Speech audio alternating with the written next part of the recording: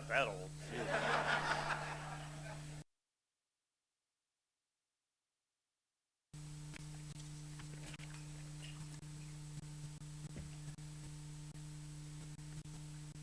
My proposed fiscal year's 14-15 biennial budget provides what Minnesotans want and deserve from their government: honest accounting, responsible management, and wise investments for a better state now and in the future.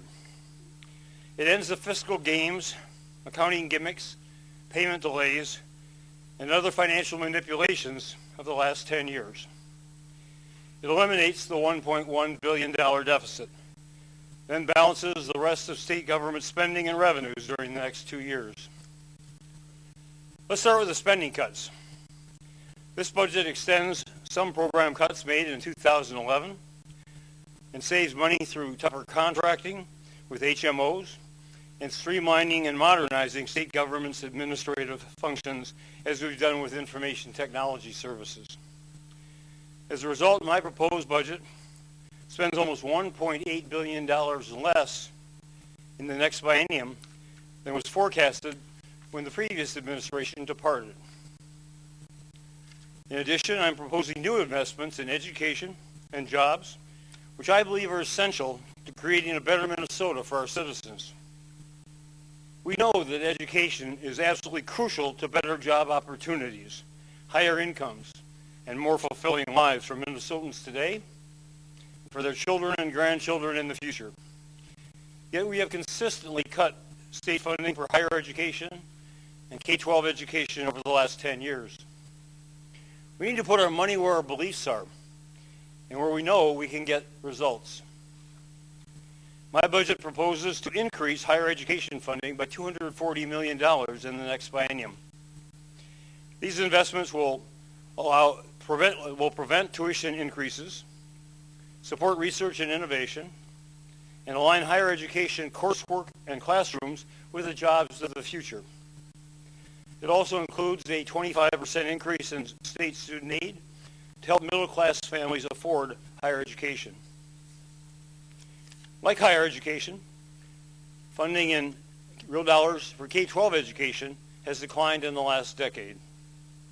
My proposals would increase state support for K-12 education by $300 million in the next biennium. I made a commitment to increase state support every year I'm governor. No excuses, no exceptions. My 14-15 budget keeps that promise. This budget would increase the basic formula, invest in optional all-day kindergarten for all Minnesota's children, and increase state support for special education. Some people say we cannot afford to make these additional investments to improve our public education. I say that we cannot afford not to make them. A well-educated, productive workforce has been and continues to be our key advantage in attracting new and expanding businesses. If we shortchange our kids' education, we shortchange their futures and ours. There's also growing consensus about the critical need for more and better early childhood education opportunities, especially for potentially at-risk children. In this budget, I am proposing an additional $92 million in support for early learning, including early learning scholarships and other help for families to afford high-quality child care. Better education is closely linked to better jobs, but we must do more. The competition for states for business startups and expansions is even more intense today than when I served as Commissioner of Economic Development 30 years ago.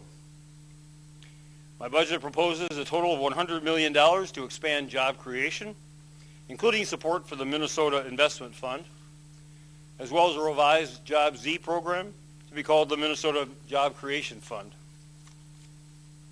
If those investments are made, they will yield multiple returns in new jobs, private investments, vibrant communities, and additional state and local tax revenues. And they will help keep our economy moving forward. Those new commitments for more jobs, better educations, and healthier citizens and communities total $732 million for the 14-15 biennium. They represent my best judgment about what Minnesota needs to grow our economy, expand our middle class, improve our quality of life, and take care of those most in need. Some will say we spend too much in this budget, and some will say we don't spend enough. To those who claim this spending is too high, I challenge you to say exactly where more cuts should be made. And to those who say we need to spend more, I challenge you to say exactly where that money should come from. The other big question before us is how to pay for these investments. Erase a $1.1 billion deficit without borrowing, shifts, and other gimmicks. And make our tax system fairer, especially for hardworking middle-income Minnesota families. I expect that significant tax reform will be very difficult to achieve in this legislative session. My proposal starts with two strikes against it. First, it will face powerful opposition from many of those individuals and businesses who benefit under the existing system. Second, it carries the added burden of making up a $1 billion deficit. However, tax reform has strong support from an ever-increasing number of Minnesotans who believe the current system is unfair to them. Most of them are right. The last tax incident study by the Minnesota Department of Revenue found that middle-income families paid about 12.3% of their incomes in all state and local taxes in Minnesota, while the wealthiest 2% paid 9.7%. Thus, middle-income Minnesota taxpayers paid 1/4 more of their incomes in state and local taxes than did our very wealthiest citizens. That's not fair. In my budget, I'm asking Minnesota's highest earners to pay more of their fair share by adding a new fourth-tier income tax bracket of an additional 2% on the wealthiest 2%. This new fourth tier would apply only to married couples earning more than $250,000 in taxable income, and to single people who earn more than $150,000 a year in taxable income. The income taxes of the other 98% of Minnesotans would remain unchanged. Let me repeat that. My proposal does not raise income taxes on 98% of Minnesota citizens. My sales tax reform would broaden its base, long recommended to improve both revenue stability and fairness. The sales tax would be applied to purchases of many goods and services which are now exempt. However, food, prescription medicine, and clothing items costing less than $100 would continue to be exempt, as would medical and burial services. This base expansion would be accompanied by a reduction in state sales tax to 5.5% for all taxable purchases. That would be a rate reduction of 20%, the largest in Minnesota's history, and it would drop us from the 7th highest to 27th among the states. According to the Department of Revenue's analysis, the total amount of sales taxes paid by typical consumers in Minnesota would remain about the same, with this combination of broadening its base and lowering its rate. The property tax is the most unfair of all state and local taxes, for it must be paid regardless of homeowners' incomes or whether businesses and farms are profitable. Yet Minnesota's overall reliance on property taxes has increased by a staggering 86% in the past decade. This growing property tax burden is irresponsible and it must be reversed. I propose that every homeowner, including farmers, would receive from the state of Minnesota a rebate for the first $500 of property taxes paid in 2013 and every year going forward. My budget also fully funds the renter's property tax credit. The result of these changes in the income tax, sales tax, and property tax would be to reduce the total state and local taxes paid by most Minnesotans. Married couples with taxable incomes below $250,000 would pay the same in income taxes, also pay about the same in sales taxes, and receive a property tax rebate from the state of up to $500. That is a $500 per year tax cut for most middle-income Minnesota families. Individual taxpayers with taxable incomes below $150,000 would also receive annual tax cuts of up to $500. 98% of Minnesotans would not pay higher taxes under my plan, and many would pay less, thanks to the $500 property tax rebate. Under my proposal, Minnesota businesses would receive both temporary and permanent property tax relief, as well as a reduction in the state corporate income tax rate from 9.8% to 8.4%. That's a 14% reduction, and Minnesota's corporate tax rate would drop from 4th highest among the states to 12th.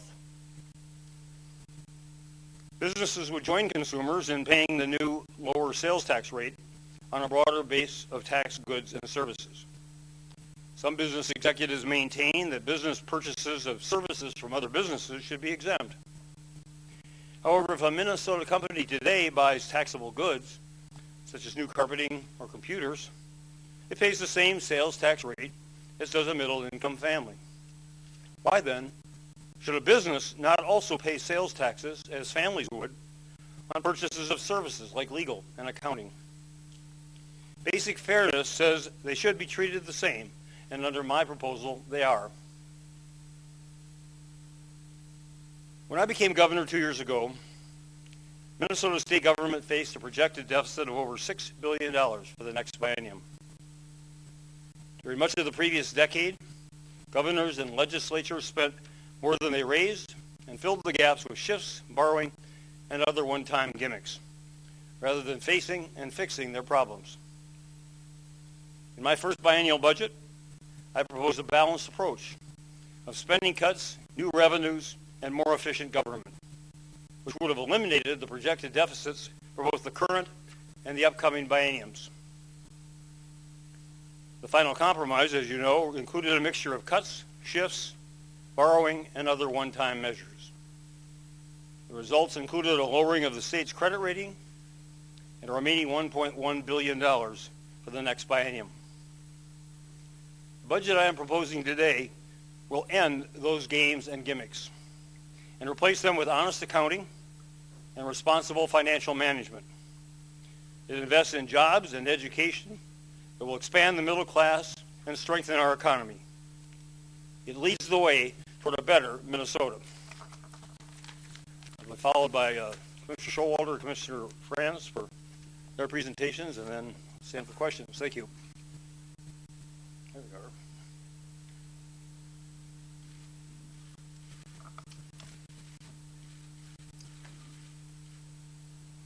Thank you, Governor. As he indicated, Commissioner Franz and I will walk through the slide deck to give you some more details about the Governor's recommendations and how this package responds to the priorities that the Governor laid out so that we are supporting a growing economy that creates jobs and expands the middle class, create a tax system where everyone pays their fair share, and deliver public services that give Minnesotans the best value for the dollar. The Governor touched upon the initial point, which is the last decade has been a very difficult one for Minnesotans and their policymakers. Troubled economy, volatile revenues have led us to a recurring situation in which we've faced budget deficit after budget deficit. MMB has anticipated budget deficits in 9 of the past 11 legislative sessions, and today is no different. Even with growing economy, improving job numbers, we're still looking at the legacy of a budget deficit. And part of that problem has been the use of one-time resources. Those resources, whether they're shifts, uses of reserves, other ways to fill that gap, have eased the budget pressure, but not resolved the problem.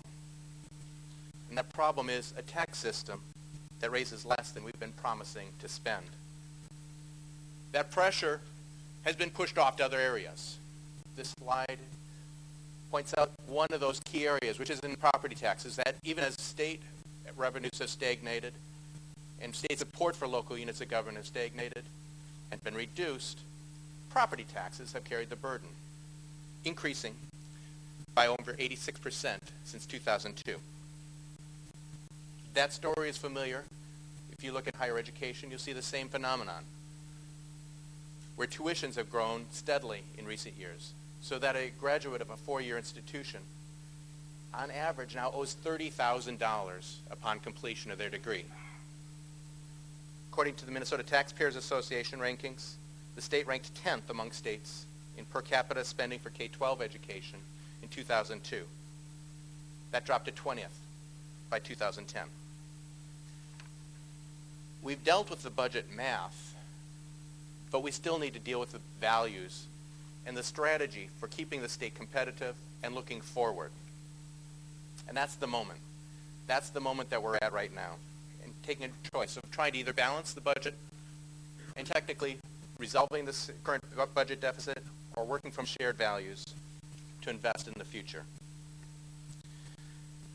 Governor Dayton's budget is built on those values, taking the second choice of looking forward and what's necessary for the state. Starts with building recommendations that don't spend more than we raise. Making investments to the middle class to support a growing economy that creates jobs and expands the middle class. Addressing a tax system so everyone pays their fair share is broad.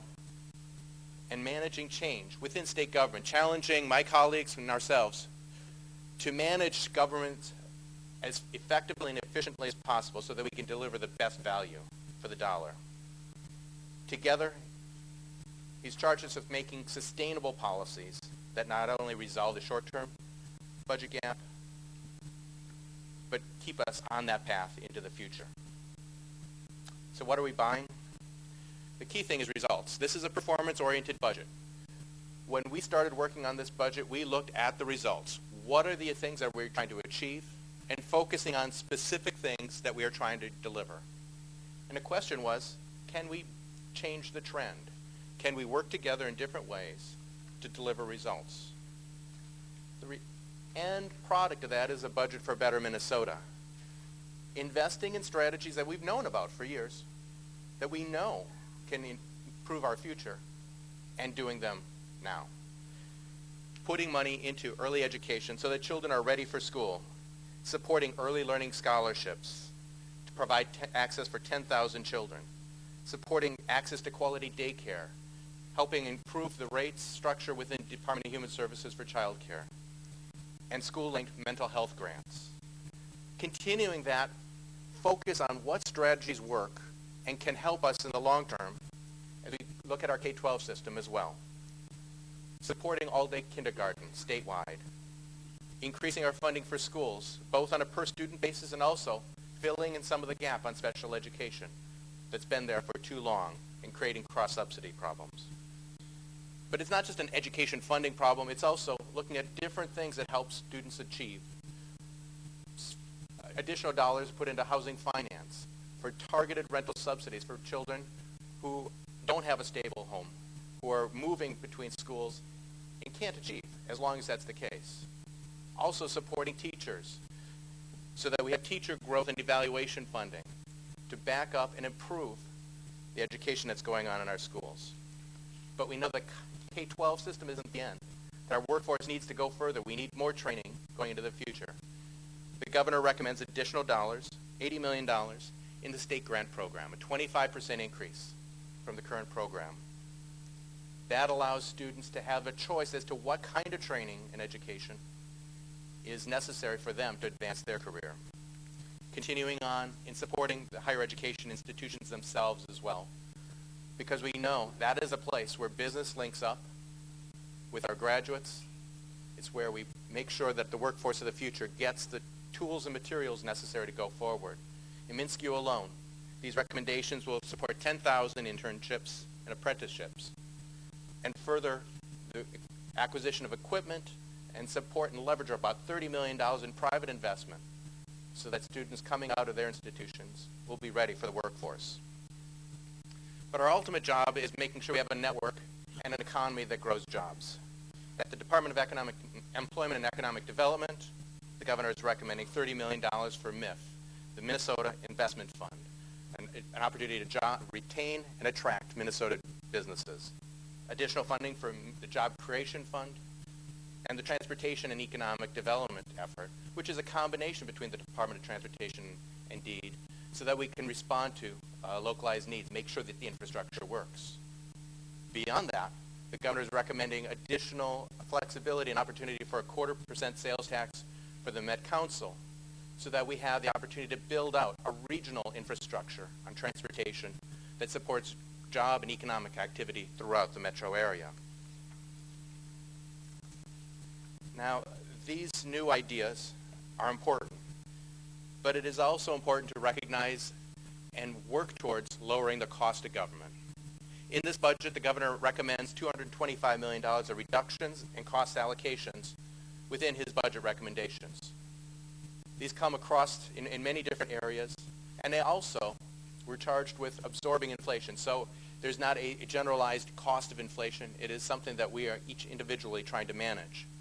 The net result is, remember, on a budget that started based upon reductions of the previous biennium and ends up still at a place that is lower than where the governor started and inherited previously. And is also the total amount of investment is roughly the cost of inflation on the entire package. The end result here is not a strategy of individualized cuts that occur and then disappear, but really one of managing and changing the trends of state activity. And no area is more important than in healthcare. Commissioner Jessen and her team have worked mightily, taking over $1 billion in reductions in the last budget biennium and continuing that in this budget biennium through contracting efficiencies, being able to save the state money and still deliver services for people. Our strategy here is multi-pronged and serves many different populations, and it's based on the idea that we can help people access services through better management and better tools, not by cutting off eligibility. In the 2020 initiative, we're trying to address long-term care needs. Because of demographic changes, this is a critical strategy for our economic future. Beyond that, using the ACA, the Affordable Care Act, to help 145,000 Minnesotans get coverage within existing resources. Investing in the statewide health improvement program at the Department of Health so that public health is part of the cost avoidance by making sure our citizens are healthy and avoid expensive conditions. And finally, increasing the cigarette tax so that unhealthy behaviors have disincentives and ultimately will avoid health costs in the long term. This budget reflects our values. It supports a growing economy and drives government to better services by trying to keep the costs down. It also changes our tax system so everyone pays their fair share. At this point, I will turn this over to Commissioner Friends to continue the presentation.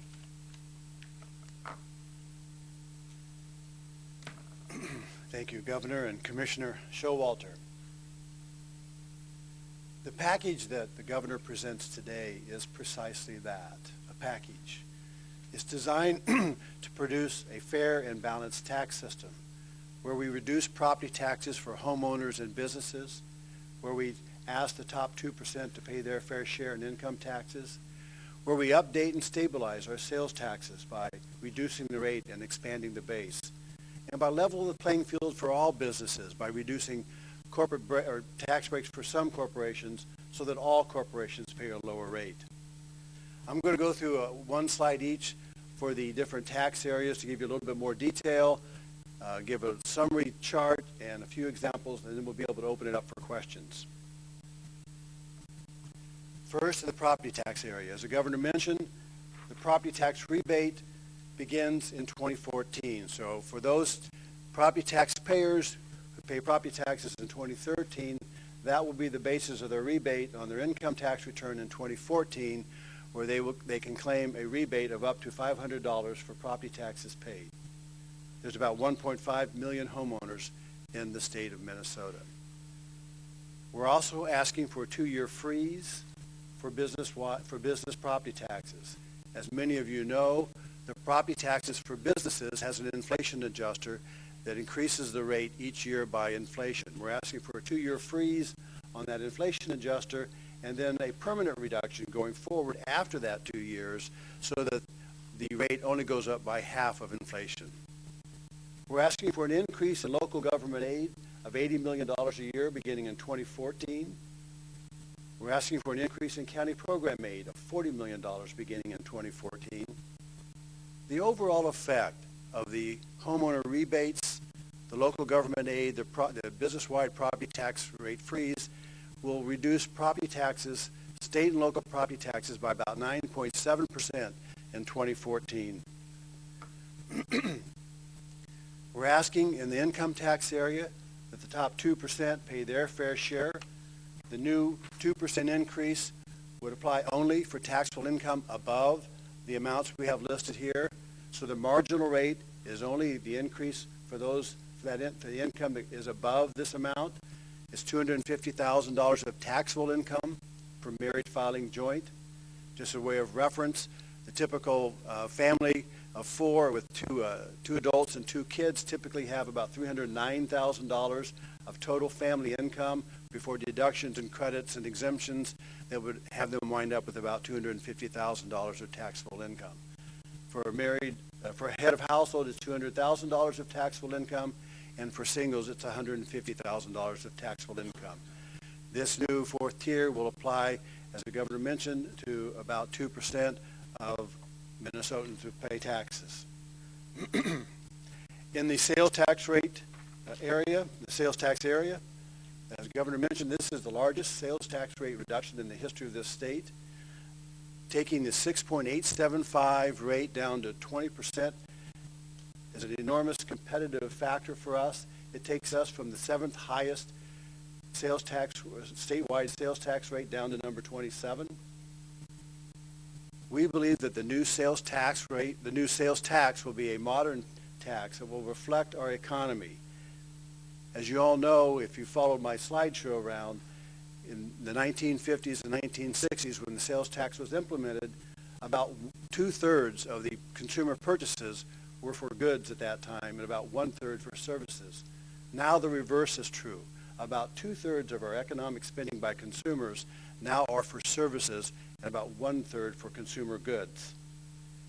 The sales tax expansion will apply to Minnesota e-Fairness. We will ask that those companies with affiliates or sponsors in Minnesota collect sales taxes in Minnesota.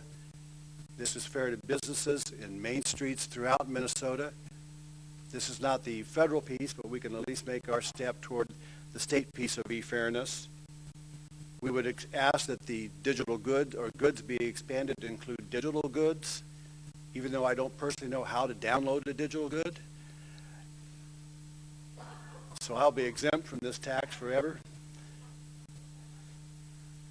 We want to expand to selected goods and consumer services, including clothing for items over $100. We are going to include the sales tax expansion for business services, such as legal, accounting, and other services. The proposal that we have here would stabilize and balance our revenue for the long term. The sales tax on services would reflect our economy and would reflect an ability to generate revenue based on economic activity in this state. The sales tax rate has not been below 6% since 1982. In the corporate area, we're asking for the largest rate reduction in 26 years, taking the rate down from 9.8%, the fourth highest in the country, to 8.4%, about 12th. We're doing this by eliminating tax breaks, the foreign operating company tax break, the foreign royalty payment subtraction, and a few others that we'll have available in the handouts at the back of the room and on the website. I think the key here to mention is that by eliminating tax breaks for some businesses, we can lower the tax rate for all businesses. So all businesses in Minnesota who pay a corporate income tax rate will see a rate reduction of 14%.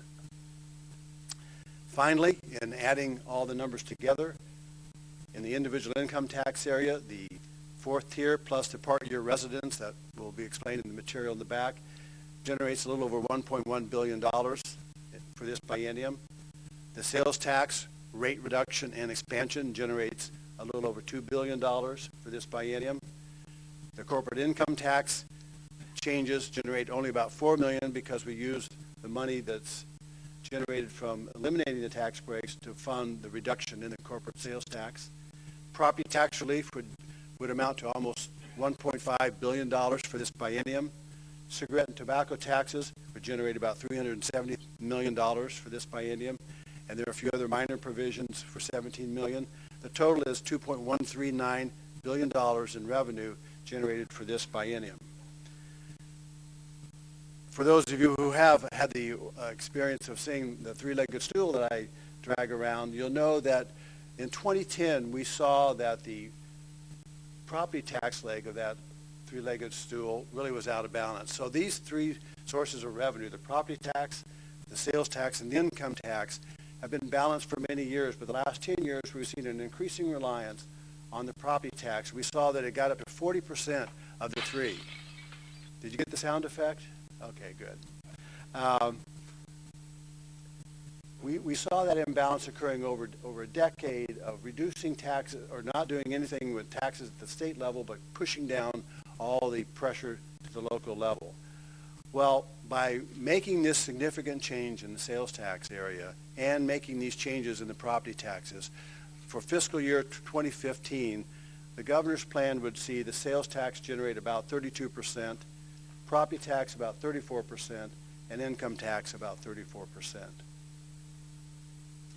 I want to give you a couple of examples, and then I'll turn it back over to Commissioner Showalter, and we'll get to your questions momentarily. Let me give you an example of a married couple with two kids, and this is what I illustrated a little while ago. If they had a total combined household income or gross income of $306,000, and their taxable income was about $250,000, they would pay no additional income tax under the governor's proposal. And likewise, 98% of the Minnesotans will pay no additional income tax under the governor's proposal. If they had a home value of over $500,000, they would clearly pay more than $500 in property tax. They would receive a property tax rebate of $500. Under the sales tax, and I might not have mentioned, the sales tax is effective January 1, 2014. Under the sales tax analysis, we've determined that the typical consumer will not pay any additional sales tax because the rate reduction on what that consumer is already buying is enough to offset the additional taxes for the expanded sales tax on services. If you take a look at a married couple from Beltrami County, if they had a household income of $56,000, you can see that obviously they're not going to have any additional income tax.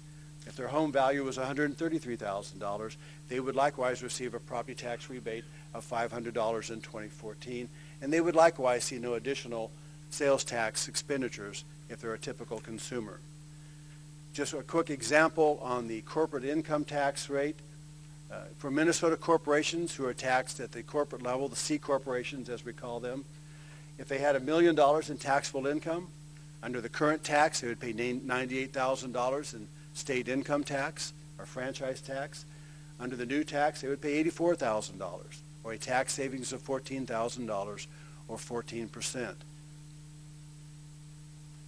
As we worked on completing the analysis of this package, the key was broadening bases and lowering rates. The key was making sure that everyone paid their fair share, and we leveled the playing field for all businesses in Minnesota and for all Minnesotans. I'll turn it back now over to Commissioner Showalter.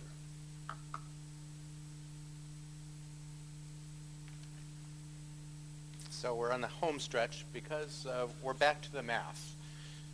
As you all know, this is about values, but in the end, we also want to make sure that it all adds up.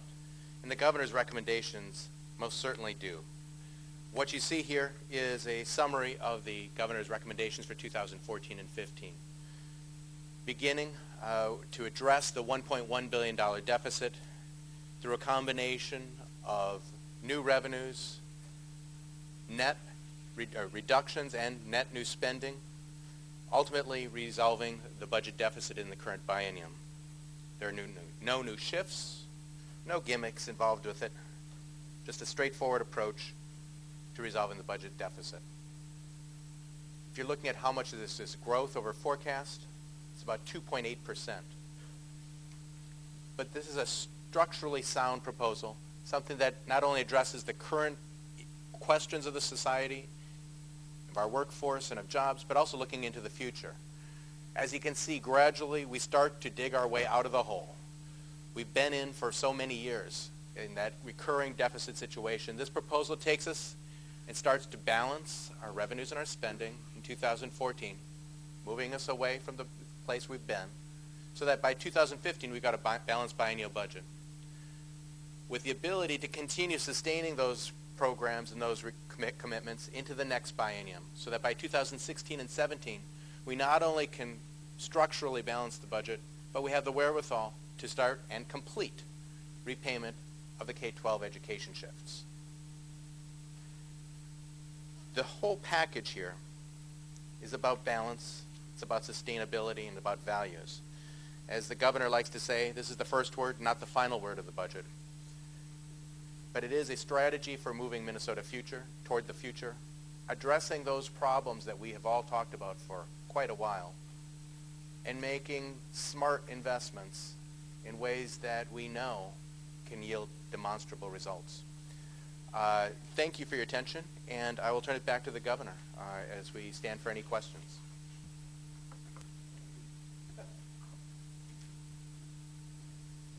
I'll open to questions on the budget proposals. Oh, come on, guys, come join the fun. Suddenly thought of something they had to do. The finer points on the services. The finer points being? What are some others? So in addition to expanding the definition of goods, digital goods and other goods, and consumer services, the business-to-business services would include accounting, legal, business services, consulting services. It would be applied to most services that are provided in this state.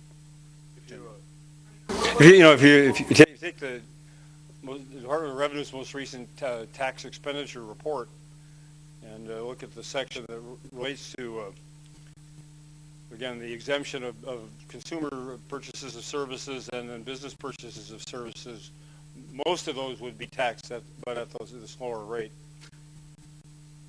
Governor, does this not include things like auto repair services? It does include those services. Yes. Services. What were some other examples? Hairdressers, Barbers, obviously. skating lessons. But again, you broaden the base and you lower the rate, and as Commissioner said, the Department of Revenue's analysis is that for most families in Minnesota, that's a wash. Pay a lower rate on more items, comes out the same amount of total sales taxes paid by most Minnesota families, and in total sales collections. So it's not a sales tax increase, it's a broadening of the base, which has been recommended for years by various experts to both improve our stability during economic shifts and also to just fair. As the Commissioner said, when this sales tax was instituted, about 1/3 of purchases were services, and now they're over 2/3. So our economy has moved to increasingly into a service sector economy, and we leave that out entirely from our sales tax collections. Could you share with us your rationale for the $100 threshold on applying the sales tax? Well, there's some of these I'm more thrilled about than others, and taxing clothing kind of goes against my upbringing. But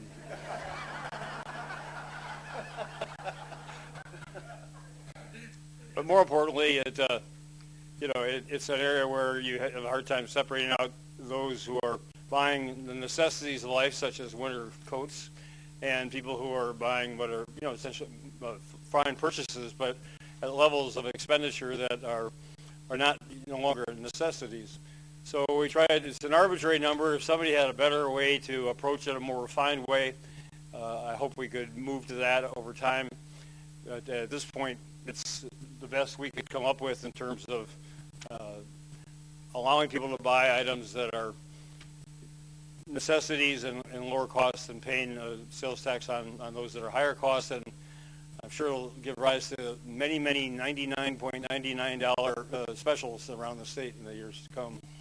Retailers, including Mall of America, say this will have a devastating impact on their business. Extending the sales tax makes us not special. Well, I think the Mall of America is very special for what it is. And you're going to hear this refrain from everybody. I've heard it already.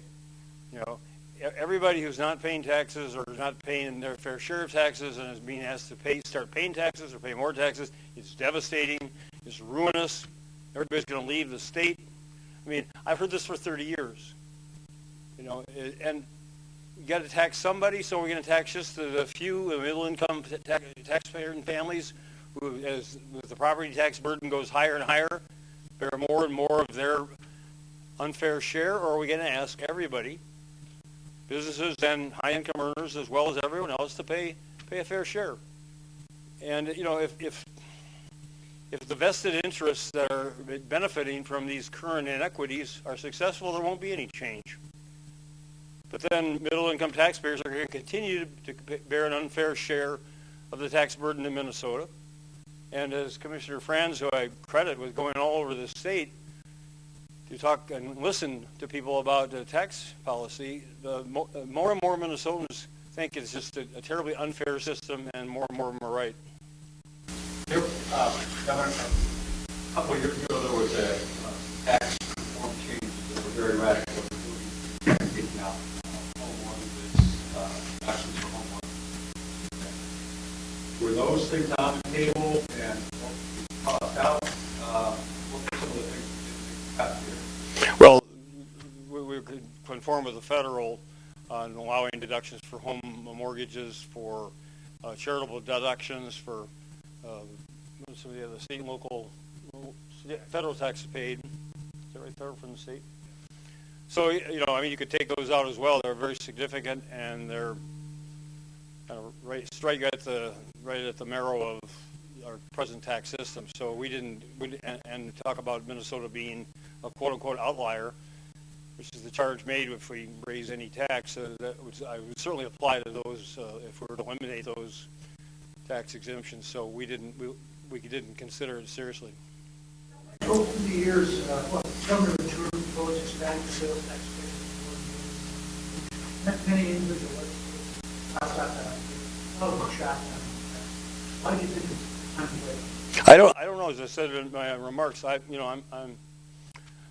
very well aware of the fate of these proposals in the past and how difficult it's going to be, because again, you'll hear this outcry, and you know, it'll have an effect that this is going to, you know, take us to ruination. I remember back in the mid-'80s, Governor Perpich proposed running the base and made a strategic mistake of extending the sales tax to newsprint, and every editorial board in the state came out strongly against it, and he said, I'm not going to try that again. So, but you know, again, I don't expect this to be popular, because we're trying to make up $1 billion deficit. I expect it to be, I think if people know what it is, it'll be more popular, or you could say less unpopular, than the present system. And that's what we heard over and over. It's like, if you don't do this, then we're back to where we are now. And I think most Minnesotans would say that's worse. And if you look at these figures, this is a better outcome for most Minnesotans in reducing taxes and giving a $500 property tax rebate, which is the most onerous tax. And again, if somebody has a more sophisticated way to do that, then we're certainly willing to consider that. That's what the legislative session is about. But to tell people that they're going to get $500 back from the state of Minnesota because we think their property taxes are too high, I think is a very powerful statement.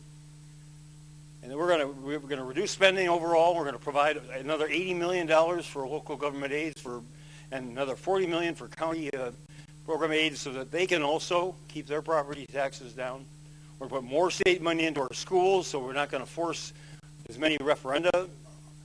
So we're really going after reducing property taxes while at the same time balancing a budget, while at the same time increasing expenditures in areas that I think are vital to the future of Minnesota.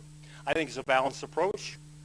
I think it's one Minnesotans will see the benefits of, despite all the people who are going to come screaming now about how terrible it's going to be. The impact on cigarettes There's a snowbird tax, absolutely. It's one of the unfairnesses that somebody can spend 6 months and 1 day out of the state, pay no personal income taxes, and come back here and take advantage of all the state has to offer for 5 months and 29 days. So yes, there's a snowbird tax. Yeah, the cigarette tax is one that I have not been favorable toward in the past. I must say I had to be talked into this time, but the real purpose of this tax is not to raise revenues, it's to get people to quit smoking, and even more so to act as a deterrent to prevent people from starting to smoke. And so I was persuaded that those merits outweighed the regressivity in the cigarette tax. 94 cents more. 94 cents more. It puts us at the same level as Wisconsin per pack. This proposal rely on what happens in Washington?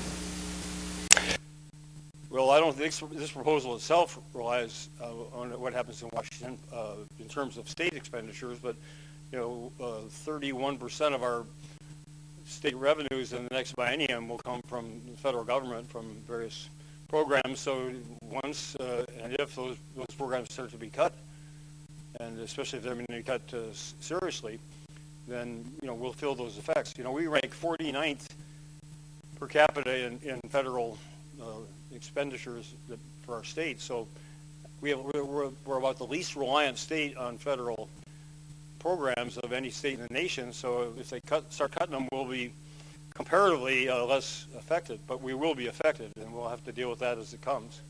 I'm not holding my breath to see Congress tackle responsibly the fiscal challenges that they face. You look at all the special interest tax breaks that were incorporated into the last resolution of the fiscal cliff, and you just say, well, when will they ever learn? Your calculation, what is the ratio of new taxes, net new taxes, spending cut? How are you counting that way? Well, it's very hard to, I'm not avoiding the question, but it's very hard to make a valid comparison because of all these previous gimmicks and shifts. If you look at if you have the line item for the budget, you'll see there's on paper, a $966 million increase in debt services for the next biennium versus this one, a 233% increase. Well, which again swells the spending side for the next biennium and caps it for the current biennium. Well, that's just obviously absurd. It is absurd. It doesn't bear reality.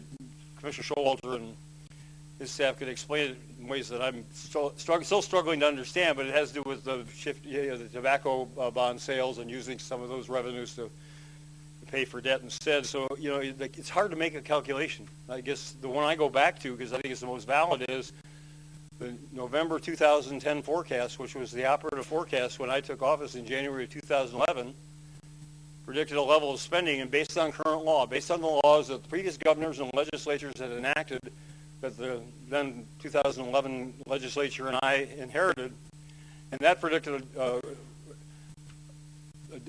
and our level of spending proposed for this, my level of spending proposed for the next biennium comes in at $1.8 billion less than that forecast, which means that we've cut spending dramatically. Now, spending has increased. We have an older population. We have more people with needs.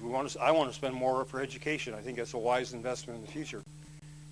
It's like the family where, husband and wife sit down, they got 3 teenage kids, and, they say, well, we're going to have major expenses in the next few years, put them through college and other things, so we're going to cut back on our family spending, so they forego vacations, they don't get a new car, they, et cetera, and lo and behold, 5 years later, those 3 children are now in college, they're paying for part of that, Their mother, one of the mothers has become infirmed and she's moved in, and so they're paying for those costs. They didn't buy the new car, the old car needs repairs.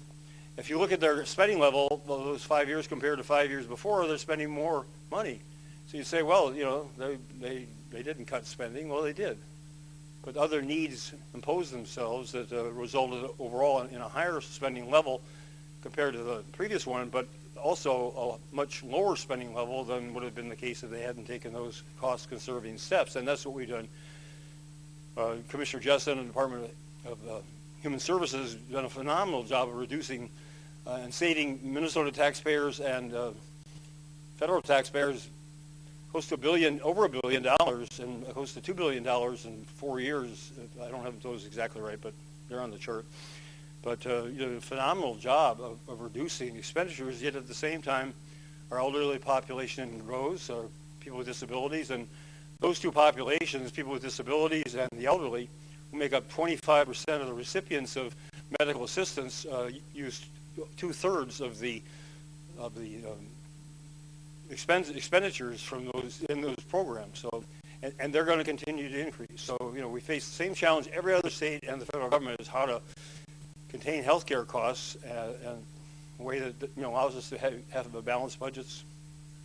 Will there be an increase in the number of state employees?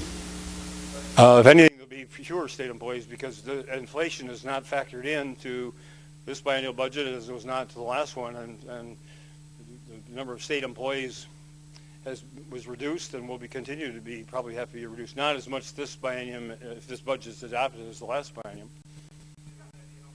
Yeah, I don't. We have numbers in the detail system. I don't have that figure. I'm not sure there's going to be a net reduction, all said, but the governor's absolutely right about the federal employees. That's going to be one of the key areas that we're going to be watching, and in the end, that is going to fluctuate, I think, a lot as we go forward. If you look at state... Sure. We will get you that. They're basically on the budget pages, and I should have said, there's detailed budget pages for all of the governor's initiatives and all of the recommendations. That will be out on the web, detailing all of the changes and the impacts therein. We'll get you that summary information. But also look at, again, from the Minnesota Taxpayers Association, look at the number of state and local employees per capita, and Minnesota ranks about 33rd and highest among the states. You know, we're not high in public employees. We're not high in expenditures. We now rank 25th, again, according to the Minnesota Taxpayers Association, comparing all the states. Minnesota ranks 25th in total state and local expenditures per $1,000 of personal income. For you,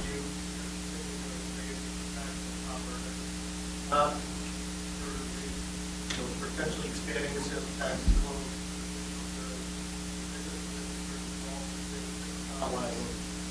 Well, I'm saying I'm lowering your taxes. If you're not part of that top 2%, if you could take the total of what we would propose to do, no raise in income taxes for people making, for the 98% of Minnesotans, a wash in terms of sales tax from Department of Revenue's computations, and a $500 property tax rebate. That's a tax reduction overall. So you can point to one piece of it, as Commissioner Francis said, this is a package. Point to one piece of it and say, well, that's going to go up, but other parts are going to go down even more. So I believe this is true to my promise, lower taxes. It's certainly true to my promise to make taxes fairer. It proposes, again, to raise taxes on the wealthiest 2%. And it still makes the investments that Minnesota needs to make for a successful future, especially in education and in job creation. And I think the last election was about, do you want an extreme budget of just cuts and more cuts? And again, those who don't want to raise any of these taxes, I say, where are you going to cut? You want to eliminate a $1.1 billion deficit with no revenues at all? Then where are you going to cut that $1.1 billion, and who's going to be affected, and how much are they going to be hurt? And none of these games have suffered through the last 2 years where people who were responsible for making decisions said, well, we'll just, give the commissioner of management budget the responsibility to figure out where to make those cuts. No. They want to make proposed cuts, then fine. But tell us where, tell us who's going to be affected, and tell us by how much. And secondly, I just would point out, the greatness of this state is not in the fact that it's the lowest tax rate, although thanks to Governor Plenty and those legislators, Minnesota ranked up to 15th. And again, total state and local taxes per $1,000 of income, according to Minnesota Taxpayers Association again. We're 11th highest in per capita income, so to be 11th highest in income and 15th highest in taxes is definitely within the balance. But, for 30 years this has been repeated. Taxes are too high in Minnesota, they're killing the state, they're killing our economy, they're driving people out. And yet the figures for 2012 show we were the 12th best state in job creation. And we were about a third higher in that percent than the nation as a whole. And I'll get into it. So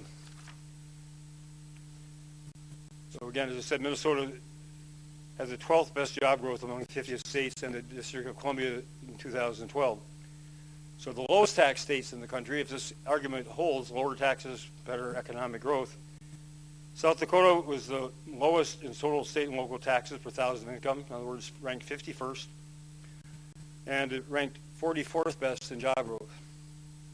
Tennessee was 50th in taxes, but 23rd best in job growth. Alabama was 49th in taxes, 38th in job growth. Missouri, 48th in taxes, 21st in job growth. Idaho, the only one that beat Minnesota of the low tax states, 47th in taxes, 7th in job growth. New Hampshire, 46th in taxes, and also 46th in job growth. Who was the number one job creating state in the country? North Dakota, which also had the 4th highest combined state and local tax rate of any of the states. So, you know, yes, we're tax sensitive. Nobody wants to raise taxes. Everybody would like to lower taxes and do the things that make Minnesota a great state, that have made us successful in the past.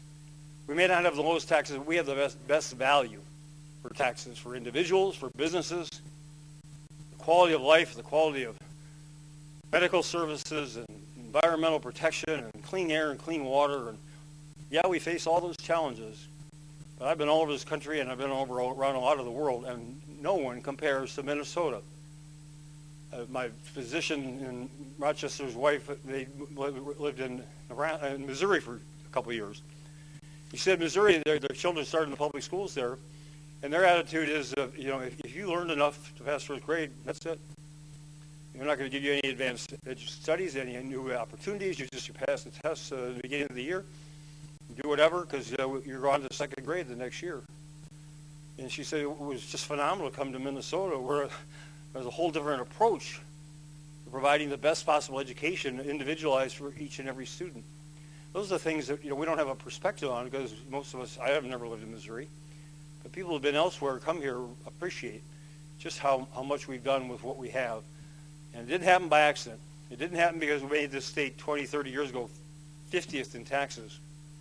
It had because we had a balanced, responsible approach, good fiscal management, and we invested in education, we invested in job creation, we invested in a better society, and it's paid off, and it will in the future if we continue to do it. I want a property tax rebate. Everyone knows it's very low. Yes, but having capped it increases the progressivity, because everybody gets, if you pay $5,000 in property tax, you get a $500 rebate. That's 10%. If you pay, $1,000 in property taxes, you get $500 rebate. That's 50%. So the dollars, yes, would be the same, but on a percent basis, which is how you measure progressivity, regressivity in taxes, it makes it more progressive.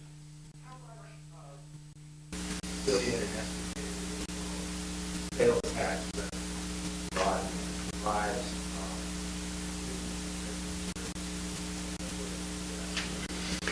So you say the additional sales tax revenue, you're saying apart from broadening the base, not leaving out the rate reduction, because it's not a $2 billion net increase overall. It's essentially zero.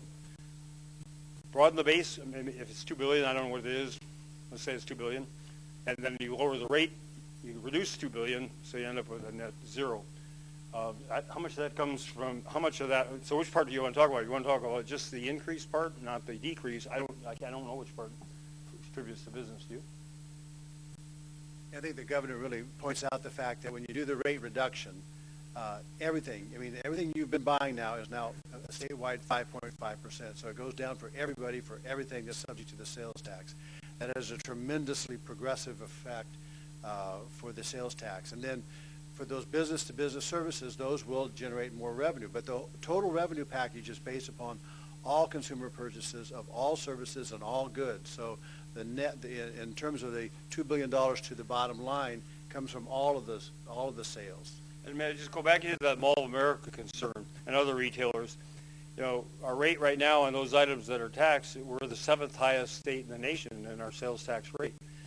This combination of broadening the base, reducing the rate to 5.5% brings us down to 27th. In other words, right in the middle. among the states and our sales tax rate. Yes, it's applied to more items, but, and I don't know the particulars of South Dakota, North Dakota, or Wisconsin, or Iowa, but overall, it's, we're competitive with other states. And what really hurts our retailers more than anything is, as the commissioner said, no taxes on internet purchases, and we're going to do our best this time. We proposed last year to correcting that as best we can for the Minnesota's part of things. And if the federal government would ever get going, they do it for the federal, we'd have a significant revenue increase. Was it about $500 million? $400 million a year, $400 million a year additional revenues, and every other state would benefit the same. And that's again where, the federal system, state system are unfair, they're inequitable. Inequitable means somebody who can afford to pay more pays less, and somebody who can only afford to pay less pays more. But the entrenched interests who benefit from that, and everybody else, too bad, are going to oppose these changes that are just changes that are going to benefit the vast majority of people in this country. And people understand that when that doesn't happen, there's some disconnect between government and the citizens it's supposed to serve. It's worse in Washington. It's not going to happen in Minnesota. Commissioner Francis, would this include, when you did, I'm looking at a list of all the things that are currently exempted under state sales tax, things like newspaper subscriptions, magazine subscriptions, advertising, public relations, all those things now be taxed? Yes. To read about news conferences. It'll be fairer for everyone to pay a lower rate on every purchase. It won't cost more to watch them on TV.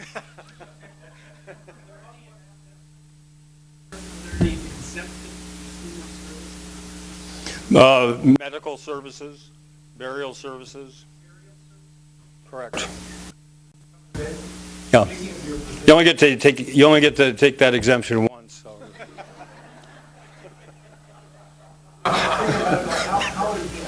I'm sorry? Well, let's finish up on related, and then I'll be glad to respond to questions.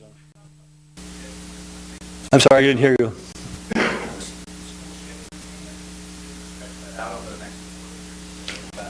Well, I point out, we repaid $1.6 billion in this biennium, $300 million, and then with this last forecast, the surplus there, the 1.3, we paid 1.6, so we have 1.1 billion left.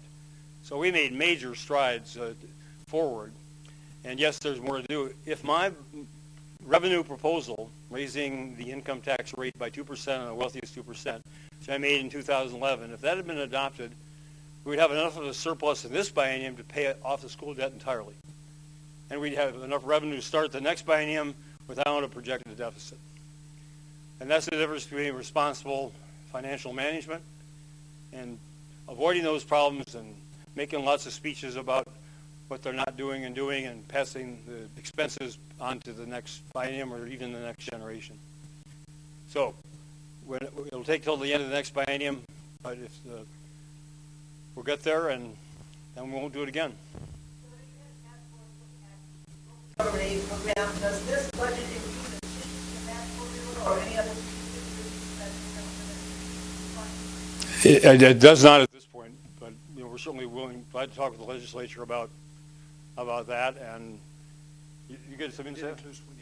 We did include one adjustment on the Okay, formula, but a minor. So there is a proposal on the LGA formula that we're working with right now, but that's all. See, he played 5 sports in high school. I only played 3, so he's obviously smarter than I am.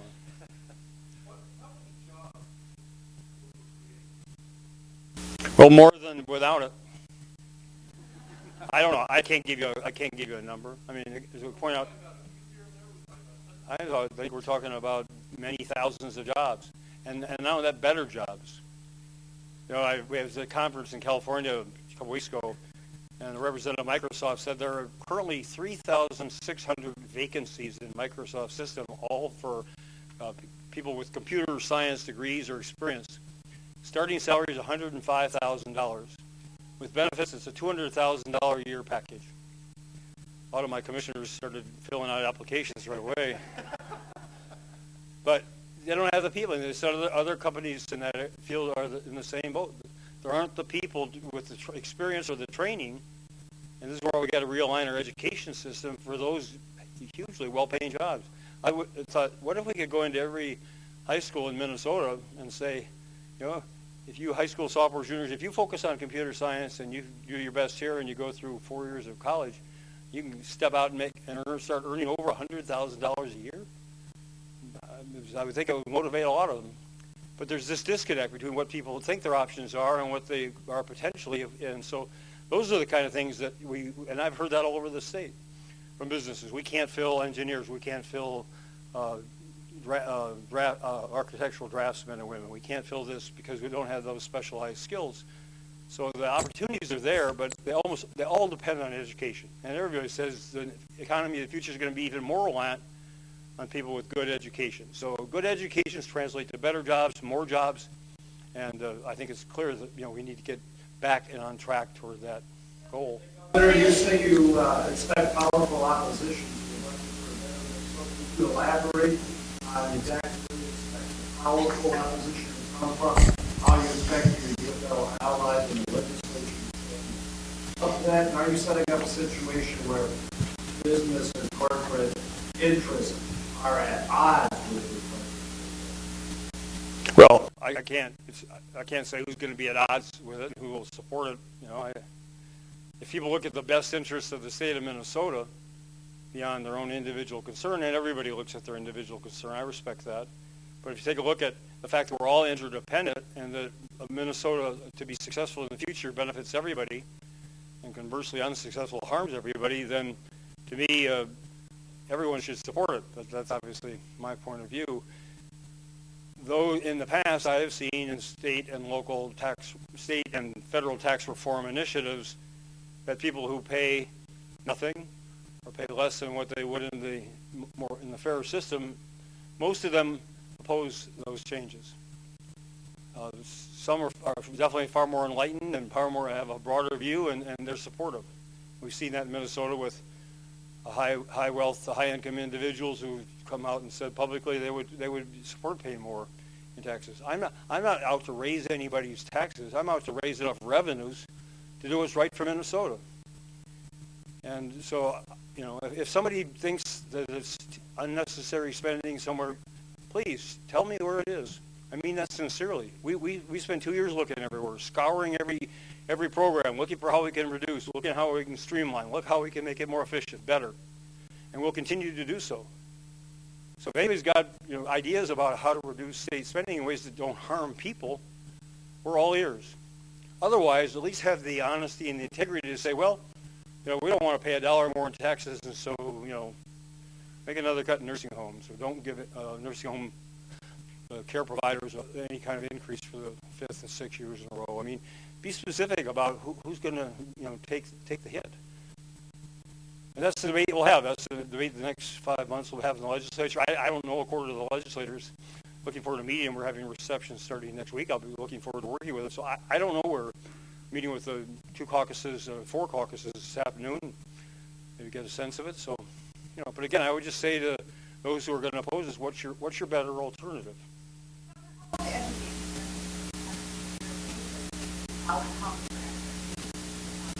Well, Commissioner Casilius is holding a briefing after this, and I think she could address that better than I. But yes, we're focused on improving the quality of education, early childhood, which leads into old day kindergarten, which leads into Senator Jen Olson's terrific initiative last for this biennium, starting the next one about being able to read at grade level by the end of 3rd grade. I mean, all that's a continuum, and we're looking at outcomes absolutely.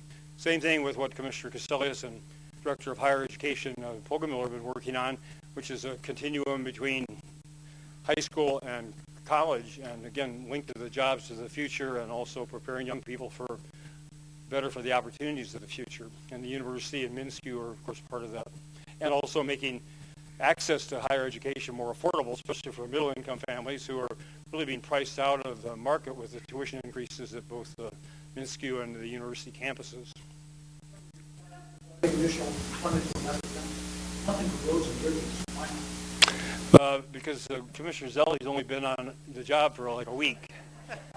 So I gave him a week's extension. There's an obscure clause in the Minnesota Constitution that allows a one-time 2-month postponement of Is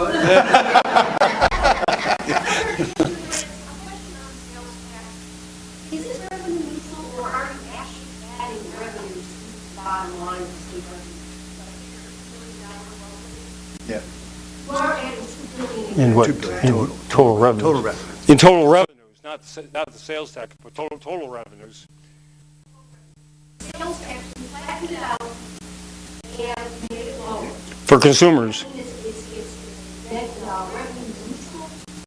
No, for the consumer. Yeah, for the consumers, the typical consumer will pay no more additional sales tax, but it does. Right, it is generating revenue for the total budget. Yes. I forget, is it 2 billion? I had that in front of me. 2 billion. It was in my head earlier. About 2 billion. But I would point out again, we have a $1.1 billion deficit to overcome, which I'm frank to admit, I'm proposing to raise revenues rather than cut more services. If someone doesn't want to raise that 1.1 billion in revenues, if they want to raise it differently, they should tell us how. If they don't want to raise it at all from revenues, then they need to tell us where to cut 1.1 billion, and that just gets us to the starting point. So I mean, this is about trade-offs. This is about values and priorities and choices that are made based on them. And these are mine, and others will have others, and that's the way it's supposed to be in a democracy. I look forward to the next 5 months. There'll be lots of disagreements, people in both parties, and as Tom Daschle said, that's the noise of democracy. And I know you'll pick up on every piece of it. That's fine, but the result is it comes out at the end of the process, and I hope that and believe that result can be a better Minnesota, fairer tax system leading to that, and investments that are going to create jobs and economic growth. One last budget question, Don. Governor, Republicans are ready to criticize you for raising taxes on the middle class. Unless you buy clothes worth more than $100, are you, the middle class citizen, going to pay more taxes? Well, they misinformed Minnesotans, and I'm feeling nice today. They misinformed Minnesotans about the facts of my tax proposal for the last 2 years. When very clearly I was only proposing to raise taxes of any kind on the wealthiest 2% of Minnesotans. They said I was going to raise everybody's taxes, income taxes. Not true. They denied any responsibility for the drastic property tax increases caused by their cuts in local government aids and their elimination of the homestead credit. And last November showed that most people in Minnesota believed and trusted what I was saying rather than them. And I also happen to know I had the truth on my side.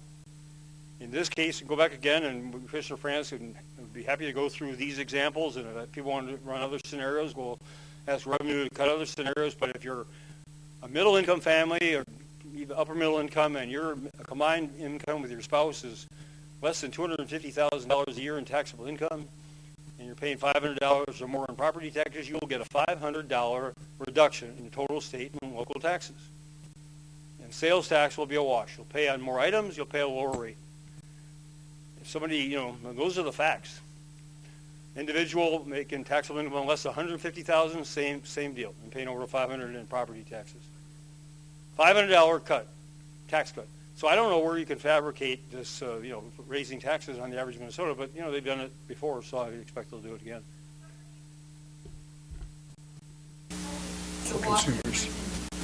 For consumers, well, because consumers, businesses that haven't been, businesses more than anybody have said broaden the base. Now some of them say, well, broaden the base, but only on consumers and leave us alone. I don't think that's fair. I mean, that's the common refrain when you get to tax reform. Russell Long, chairman of the Senate Finance Committee, used to say, don't tax me, don't tax thee, tax the guy behind the tree. And I mean, that's the perpetual battle that goes on every time anybody proposes this at any level. So we'll have it again this time. But again, Minnesotans, the vast majority of Minnesotans know the present system is unfair. It's unfair to middle-income families, it's unfair to working families, and I believe it has to change. Don't the rest of us end up paying? Well, that's the argument against any tax on business. I mean, that's argument against any of the existing sales taxes, argument against a corporate tax. I'll let the economists,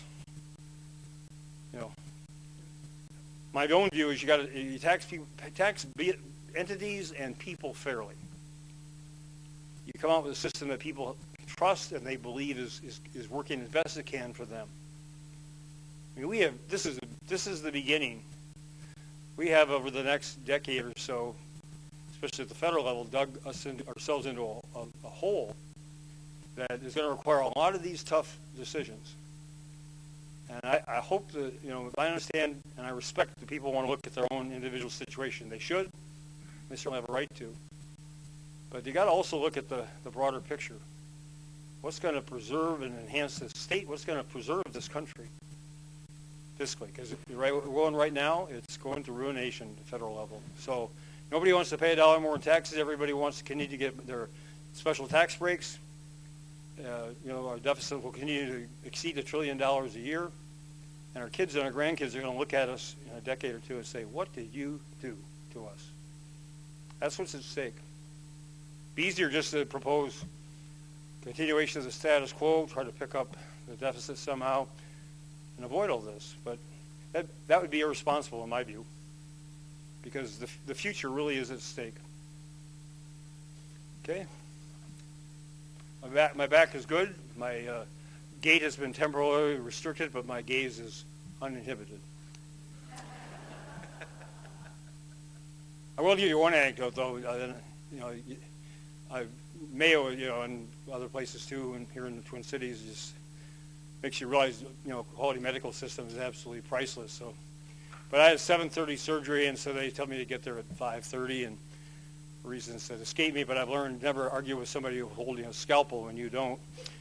So I'm sitting there in that worst period of time, the terminal part between you're checked in, you're in the pre-op, and waiting for it to happen, and it's kind of good preparation for an election recount. You say, when is this going to start and when's it going to end?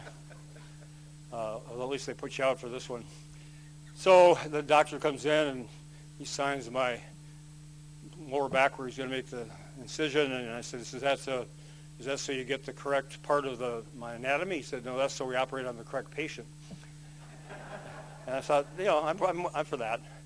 Well, then just before they put the needle in to put me out, the anesthesiologist comes in. I hadn't seen him before. And he says, has anybody told you that there's a rare but real possibility that if you've had surgery and you've been under anesthesia for 4 to 5 hours lying face down, that when you come out of it, you're blind? I said, like for an hour, for a day? No, permanently. I said, no one discussed that with me before. So they gave me about a minute to consider my options, and then, as I say, they put unfortunately, I'm not blind, but it was an experience.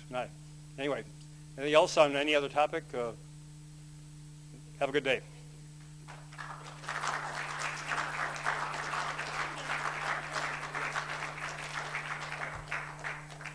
Thanks for listening through all that.